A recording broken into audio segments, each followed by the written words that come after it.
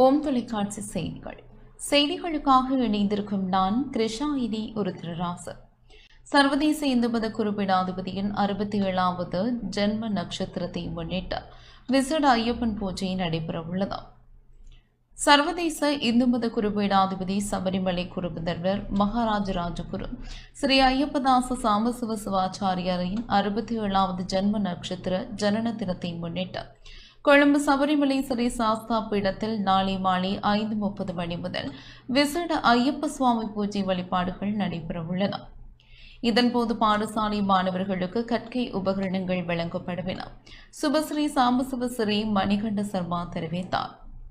இத்துடன் இந்த செய்தி அறிக்கை நிறைவு பெற்றது. தொடர்ந்தும் எமது நிகழ்ச்சிகளோடு இணைந்திருங்கள். வணக்கம்.